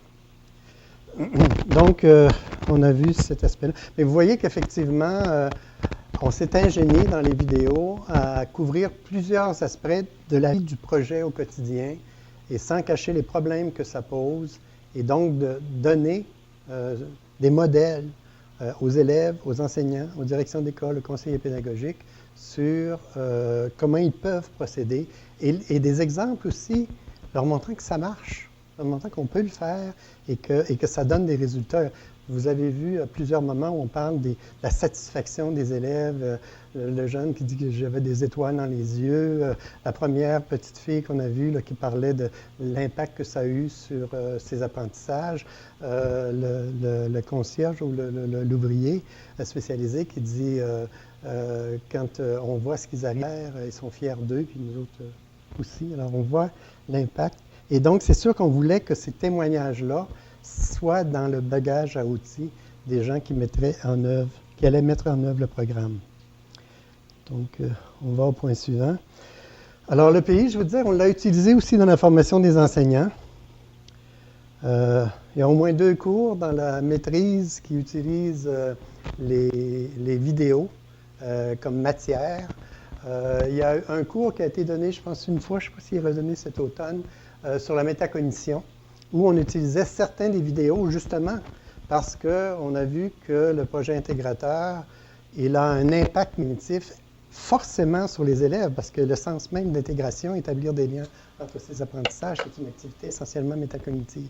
On a vu les retombées aussi sur les enseignants qui, à travers la pratique de ce programme-là, réfléchissent à leur propre pratique et essaient d'améliorer leur enseignement.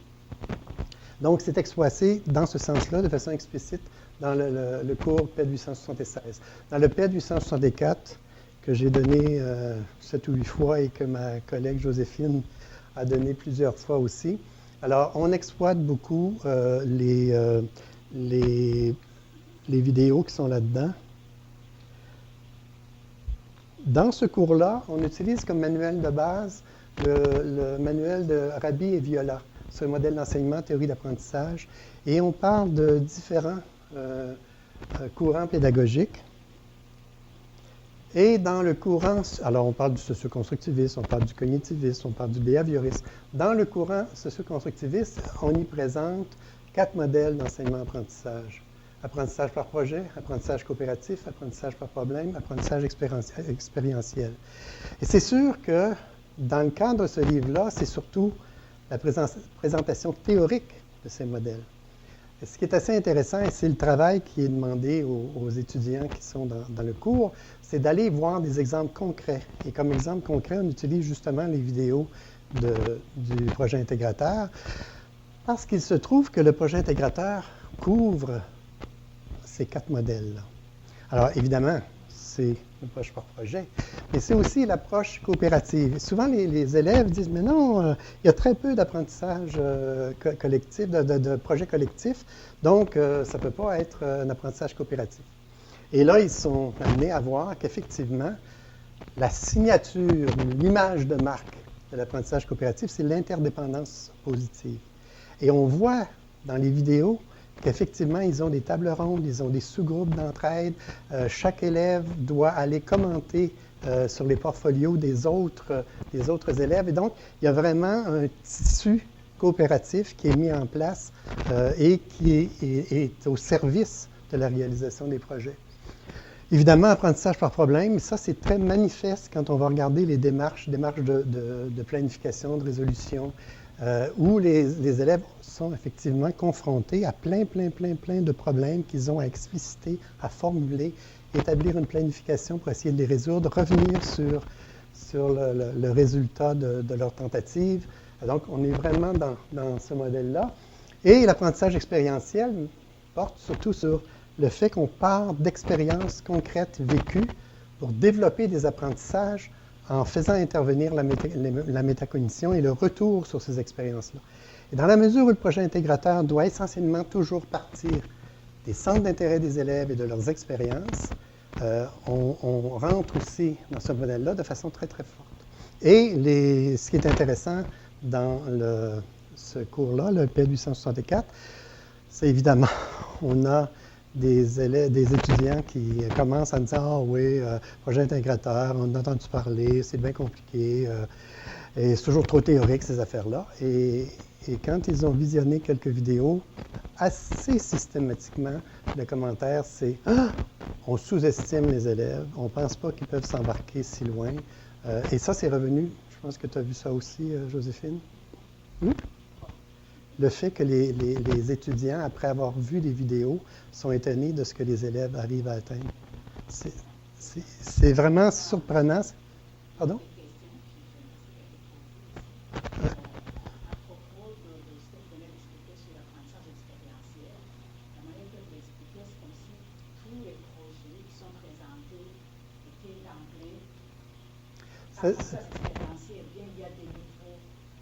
Ça, c'est... La même chose pour l'apprentissage coopératif. Il y a des vidéos que c'est vraiment dans ça, il y a un but commun, il y a une interdépendance du début à la fin.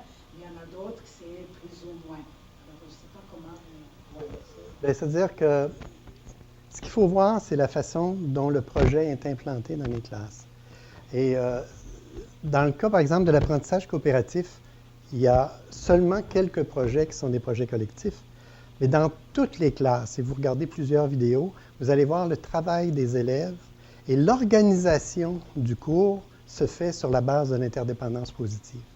Et donc, il y a, et comme je mentionnais la semaine passée quand on parlait du monde de Darwin, il y a de la collaboration à plusieurs niveaux, à plusieurs étages. Il y en a entre les élèves, il y en a des élèves avec les personnes ressources, des élèves avec la direction avec les profs. C'est le concept de coopératif, il est présent partout dans le... maintenant, l'apprentissage...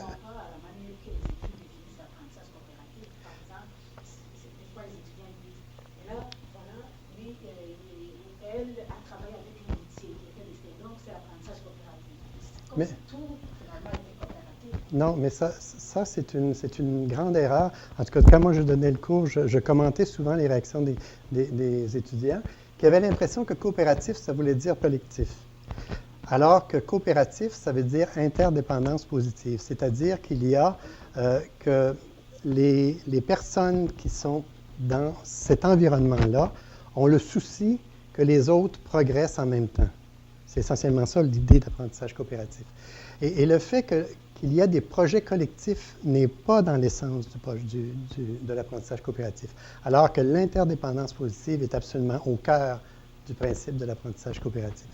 De la même façon, pour l'apprentissage expérientiel, c'est sûr que si vous regardez différents exemples de vidéos, vous n'avez pas, dans tous les exemples qui sont rapportés, une saisie de l'impact expérientiel de l'élève.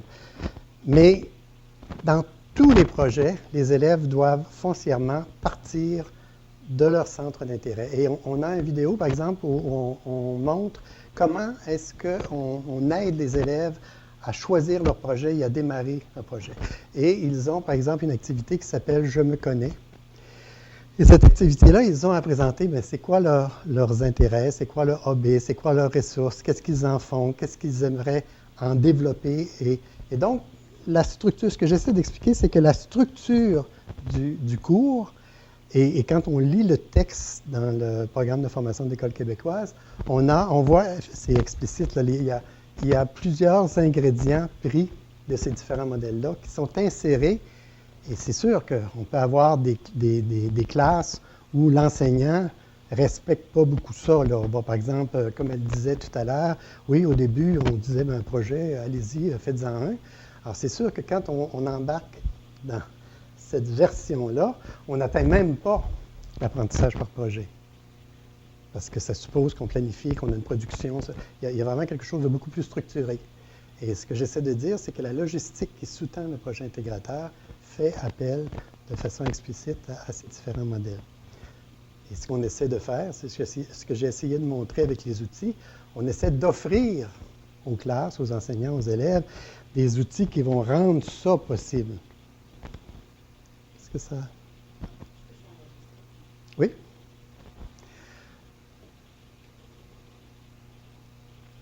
Alors, d'autres exemples que je mentionnais, ça a été plus utilisé par les conseillers pédagogiques, mais ça peut aussi être fortement utilisé par des profs universitaires et par leurs étudiants.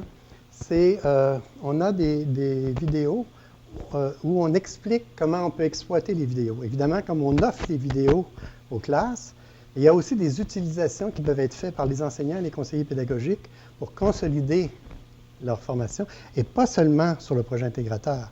Alors, il y a des conseillers pédagogiques qui ont utilisé les vidéos du projet intégrateur pour parler de métacognition, pour parler d'apprentissage par projet, pour parler d'apprentissage coopératif. Et vous avez, entre autres, dans le deuxième, exploitation de vidéos en formation, interprétation de pratique, on utilise dans ce vidéo-là le vidéo de la jeune fille que vous avez vu tout à l'heure, qui vous faisait un guide pour les joueurs de hockey.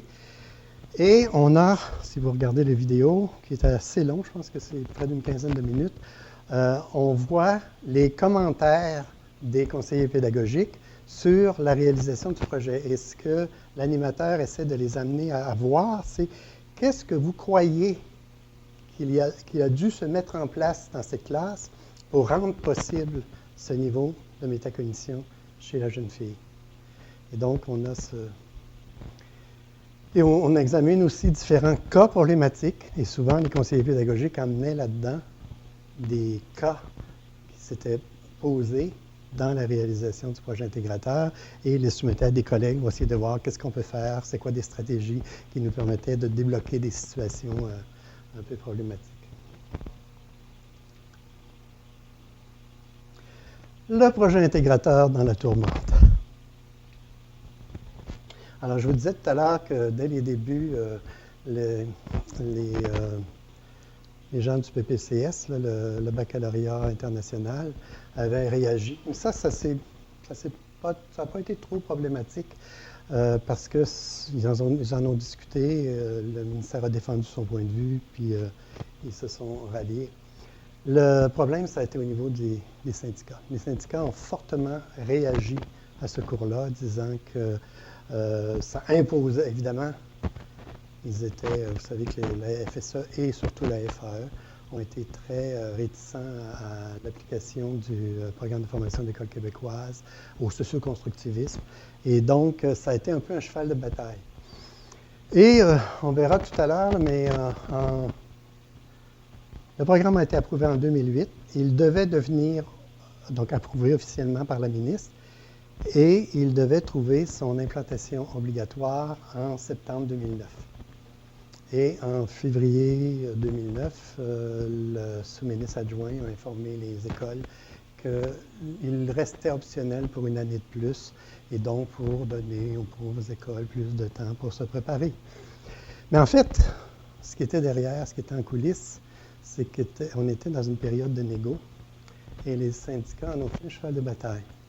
Alors, même après qu'il a été reporté, vous voyez ici les membres de la FSE qui disent « Nous jugeons que cette annonce ne correspond pas à ce que nous avions demandé, à savoir que ce cours fasse partie des matières optionnelles offertes aux élèves de 5e secondaire et qu'il le demeure pour les années à venir. La FSE poursuit donc son travail en ce sens. » À la FAE, vous avez leur petit journal. En fait, FAE, c'est Fédération autonome d'enseignement. Alors, l'autonome, leur revue. Donc, on a en mars 2009, quand le bulldozer de la réforme recule pour mieux avancer. Recule parce qu'il venait de voir l'annonce disant qu'il serait reporté, l'implantation obligatoire serait reportée d'une année. Alors, je ne sais pas si vous voyez, malgré les nombreux discours de la ministre sur ses appels au gros bon sens, la réforme continue. Elle continuera de s'appliquer et l'approche socio-constructiviste perdurera. Parce que les syndicats ont très bien compris, on le voit ici, que le projet intégrateur était une illustration particulièrement vive de cette approche-là. Et donc, ça a été un peu leur cheval de bataille, essayer d'organiser la résistance. Et donc, eux, c'était pas on le reporte d'un an, c'était vraiment on le rend optionnel, qu'il ne soit plus obligatoire. Non? Alors, vous voyez qu'en février 2009, le sous-ministre annonce son rapport et Mme Courchaine elle-même, en février 2010, une deuxième année. Ce qui est assez exceptionnel, ça ne s'est à peu près jamais passé dans l'histoire d'implantation des programmes, ces rapports-là. C'est pas illégal parce qu'il y a une mesure dans la loi d'instruction publique qui autorise la ministre à faire ça. Mais normalement, quand un programme est prescrit dans le régime pédagogique et qu'il a été approuvé, il doit passer au statut obligatoire. Et donc, elle a utilisé la clause qui lui permettait, dans des cas particuliers, de faire une dérogation. Et la dérogation, bien, on disait, les écoles ont encore besoin de plus de temps pour. Et vous voyez que, à l'annonce qu'ils deviennent effectivement optionnels, ceci correspond à notre demande maintes fois réitérée depuis 2008. Nous pouvons donc nous en réjouir. Et donc, ce dont on parle, c'est dans la Gazette officielle du Québec, 1er juin 2011, règlement modifiant le régime pédagogique de l'éducation préscolaire, d'enseignement primaire, d'enseignement secondaire. Alors, on annonce que le régime va être modifié par la suppression dans la portion portant sur les matières obligatoires de la 5e année de l'enseignement secondaire de tout ce qui concerne la matière projet intégrateur, y compris le nombre d'heures et l'unité se rapportant à cette matière.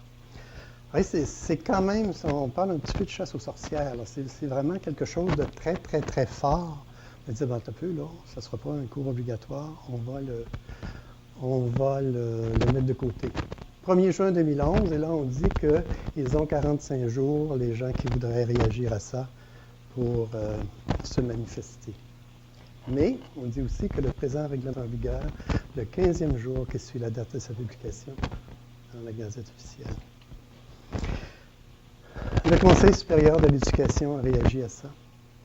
Il a envoyé un rapport, mais il n'a rien changé. De toute façon, le rapport est arrivé 45 jours, peut-être un peu plus, mais la décision avait été prise 15 jours après, de toute façon.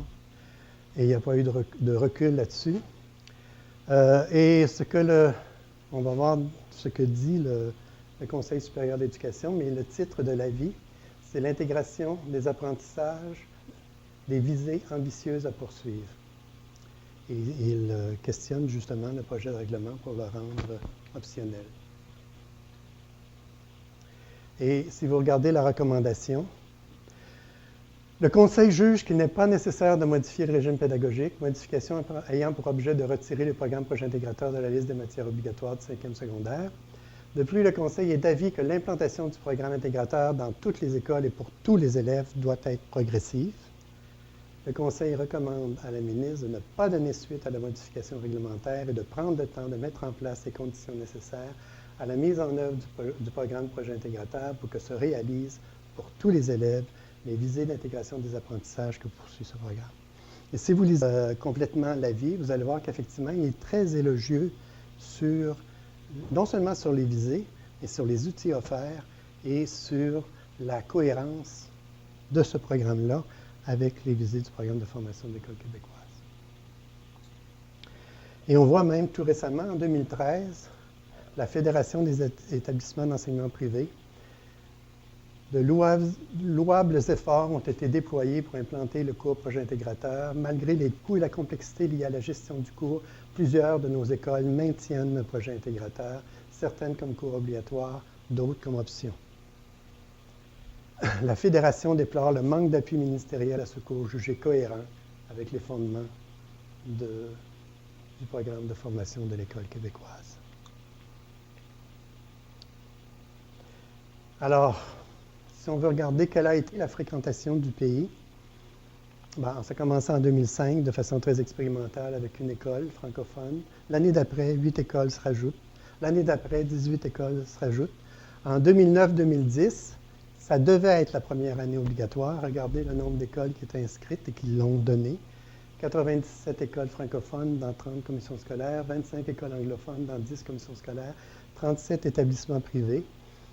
En 2010-2011, ça diminue un peu, pas les établissements privés, cependant, pour cette année-là, et donc 113 écoles dans le milieu francophone et anglophone. Si on regarde les données 2012, c'est les plus récentes que j'ai, parce qu'évidemment, pour avoir ces données-là, ça prend toujours une année de retard, puis évidemment, la dernière année, je n'étais plus trop là pour aller les chercher. Mais les données de 2012, 29 500 élèves à travers la province ont été inscrits au projet intégrateur.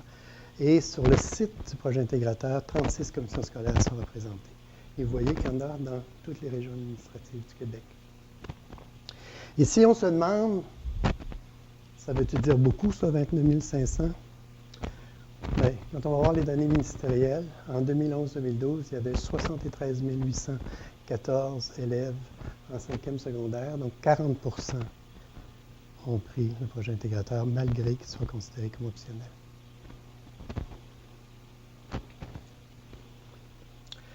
En guise de conclusion, alors c'est une vidéo, c'est anglophone, mais comme je vous disais, c'est mon grand coup de cœur. Tu le mets en entier. Oups. Excusez, qu'est-ce que j'ai fait? C'est pas long.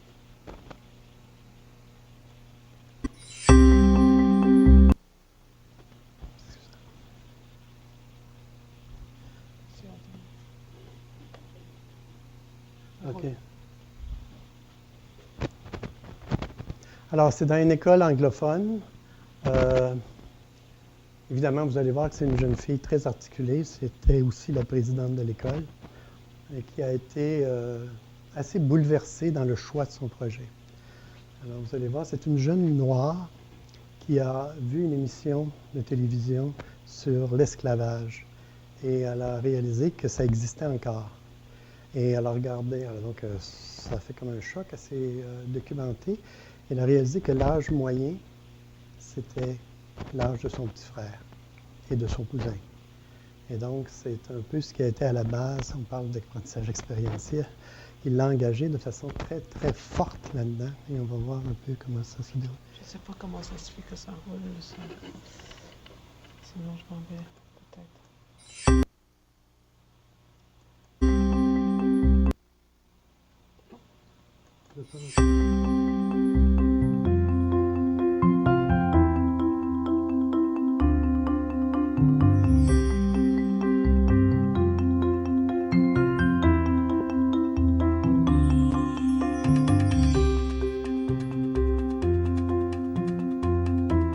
My project is about raising awareness on the topic child trafficking. I'm doing this by just getting Michael Corey Davis, the director, to come down here and just speak about his experience and the help that we need to give these children in child trafficking. And it's my passion, so I'm doing it because I love it. A lot of my sources are from books and what else? And seminars that I've gone to. Well, I got the chance to go away and go see like around 4 or 5 seminars about child trafficking and child slavery and child soldiers, you know, all that stuff. So it was like, you know, if I didn't look at the sources that I have, I would have kind of just been like going off of my own knowledge, which is not much. So it's like, you know, you go and you listen to people and you hear stories and you read books and you read articles and it's like, okay, this is how I can, you know, educate my public about what's going on and how I can get them involved. So, because my project is designed for like my community, my immediate community, which is Marymount Academy. How's it going? It's been rough. I had a plan and now I've changed my plan. At first I was going to have an evening event when I was planning to bring in Michael Corey Davis, he's a world-known director of films of child trafficking, and I was emailing him and we were talking, and then it got pricey and I couldn't bring him down, and then I said, okay, we'll do Skype, and then I realized, you know, a lot of the sources that I've been looking up, internet, books, people just in general, I realized that this is something that I could do on my own with the help of the International Bureau of Children's Rights in Montreal, and I could talk to them, and it's in our community, you know, it's just like right next door, it's in Côte St. Catherine, and we're not too far. So I know that this is something that can affect my community and make it a better place. Child trafficking is transporting children across international borders by force or by fraud. So children are taken from their families, from off the street, say they're homeless, or stolen. Child slavery, putting children into the sex trade, into forced begging. So just anything you can think of that's gruesome and things that children shouldn't be doing, selling their bodies, being forced out into a grown-up world when they're only like 12. My goals and my purpose for this project are to inspire change, to inspire, to lift up a voice, and to bring awareness. So over 2 million children a year are forced into armed conflicts prostitution, or smuggled across country borders as slaves. It's not right. A child should never have to be a soldier. A child should never have to be used in that sense. Many people walk around and think slavery's over, but slavery's everywhere. It's everywhere, and we don't get it yet. It's in restaurants, it's in clothing stores, it's in front of us. It's in families. It's all over, and we need to know what modernized slavery looks like and stop pretending it's not there, because it is. When I heard that child slavery and child trafficking was going on, I thought it could be my brother, it could be my little cousin, it could easily be anyone in this room right now. And it hit home to a point where I said, I can't sit by. So I thought, no, this could be my family, this could be my life. And I'm not gonna sit around and have that happen. Yeah, my favorite quote of like all time is, be the change you wanna see in the world. How are things gonna change if we don't change them? If we don't step up to the plate and say, if you won't do it, then I will. I swear I will, because I'm devoting my life to this. Nothing will change if we don't stand up and change. I guarantee you. This year I became the president of the student body of Marymount Academy. And at first I was gonna do a video about child trafficking, and I said, why? I have been put in a position where hundreds of students are looking up to me, hundreds. How often does that happen? Not very often. I'm gonna do this, I'm gonna make an event, and I'm gonna let everyone hear me clearly, hear my passion, hear these children who no one is listening to, these children are invisible. What skills have I used? Go ahead. My communication skills, my voice, my loud voice, my research skills, time management, and my organization skills. My broad areas of learning that I used in this project were citizenship and community life. My event, it's in my community, it's in the school, it's here, and environmental awareness and consumer rights and responsibilities. The knowledge of the relationship between product and consumption. Wow, the shoes that I'm wearing were probably made by children. The shoes that you're wearing were probably made by children. The chocolate that you eat later on today was probably made by a child. That's all it means. But in this project, I made myself very, very vulnerable. I watched movies. I read books about disgusting human wrongs. Research and gathering information. I read books, as you saw. I read articles, movies, Slumdog Millionaire. Great example. Children being sold. People, one of my best resources. And seminars and events. This past December, I got to go to a conference in St. Louis, and for 5 days I got to learn more about child slavery and child trafficking. I just want to finish by saying, it's my passion. This is my passion. This is something I want to do for the rest of my life, not just now until I finish high school and college, for the rest of my life, because it will be happening for the rest of my life. This world isn't always about us. Well, basically taking them across international borders and putting them into involuntary acts, and I thought that was just sickening to my stomach.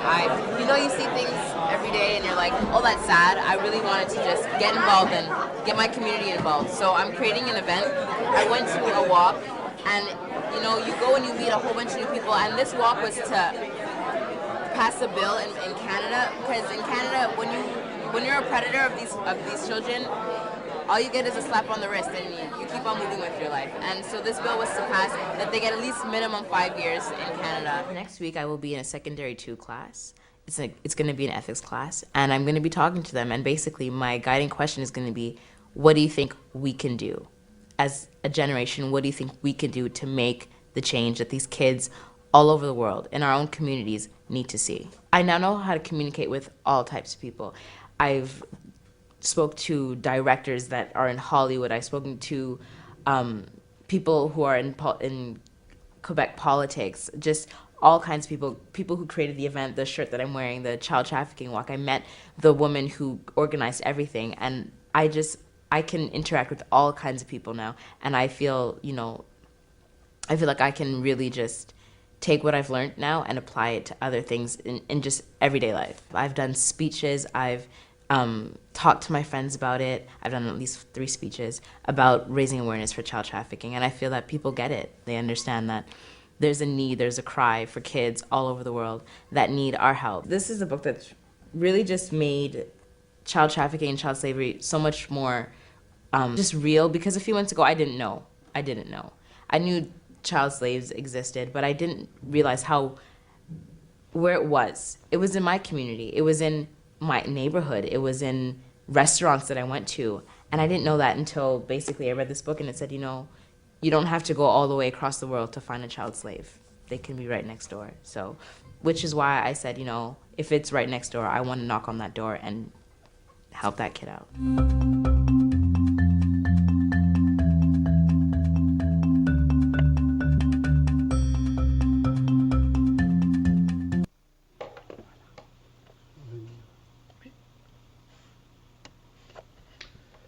Voilà, tu peux rouvrir les lumières. Voilà.